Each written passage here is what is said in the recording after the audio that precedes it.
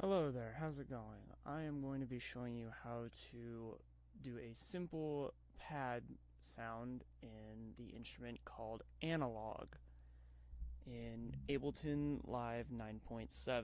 It's built into the suite version of the program, and I'm actually finding it to be very interesting on how to use it.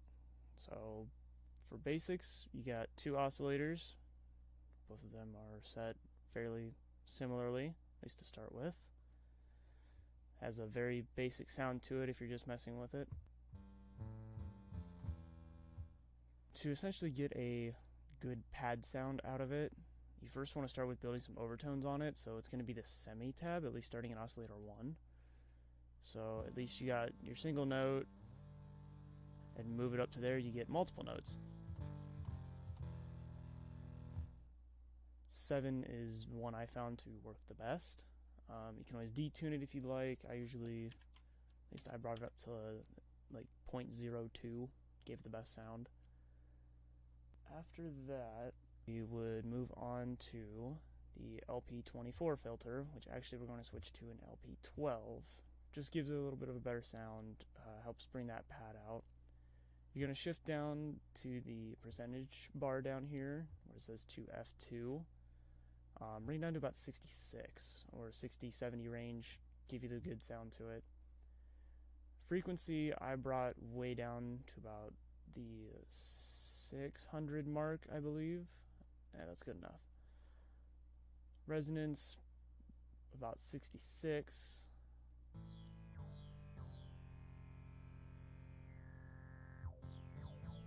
Maybe a little too high.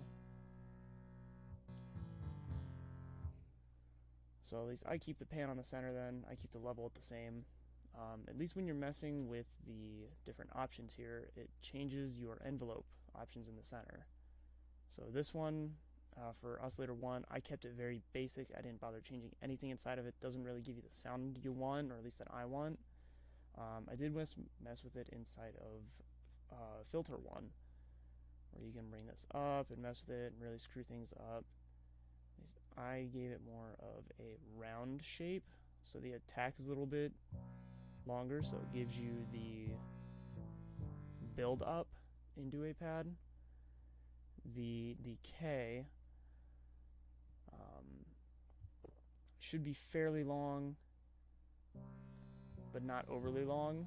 That way the pad fades off into time and just kind of lets go at one point. Everything else I didn't really mess with, just to give it that sound. The envelope I did bring down to about 1.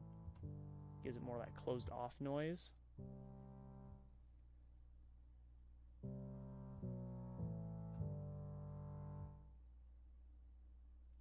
After that we move on to amp 1, where again you want to keep it fairly round, that way you get the sound and it builds up.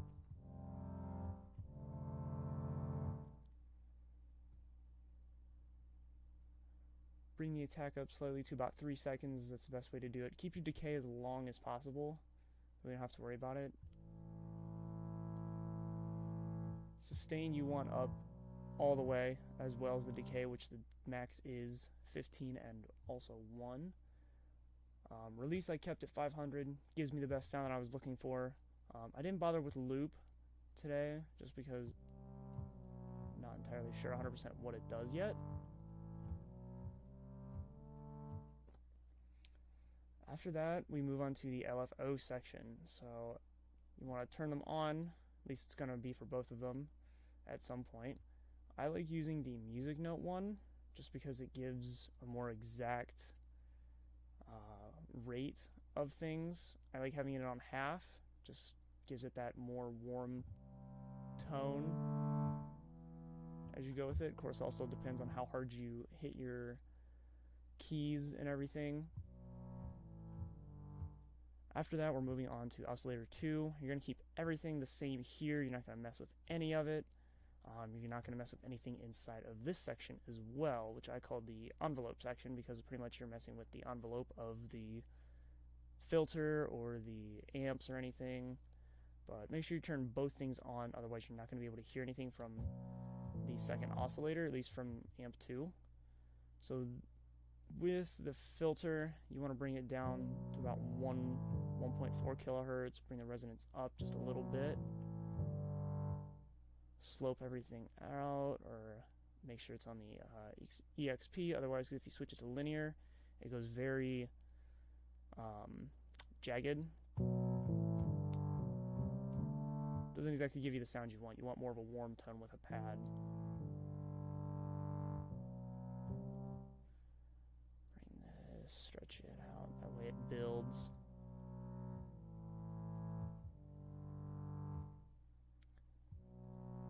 Bring down the sustain and the decay slightly.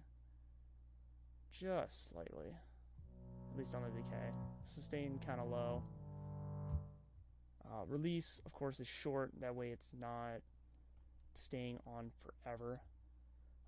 With the amps, you do have the option to pan them left and right. I'm personally not a fan of stuff being panned left or right, at least with pads. I like to keep them more center-oriented. Your levels, I kept mine at the base level of -18 dB. Just gives me the best sound, at least how I feel. With both LFOs, so you have LFO1 on the top, LFO2 on the bottom. You can change them to the different waveforms. I really like the sine one, sounds the best to me. Of course, it's all personal preference. You can do what you will with it. I kept the widths both at 50 and didn't change anything here. It did not give me the sound. I really like the warm pad tone I got going here now. Of course, it sounds more like horns and stuff like that. But if we go up an octave,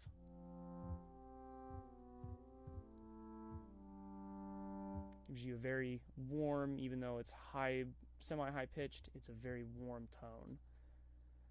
So last thing I did with this was I routed it to the top quick routing section here. Gives it more of a horny sound, can be more of a lead, but it filters in the oscillators to each other and then back out their individual routing matrices. Didn't mess with anything here just because it didn't want to screw up my sound I had. I kept it at 0 dB because it's the best sound, best volume level I found. But yeah, that's how to basically use analog for some additive synthesis. Hope you like it.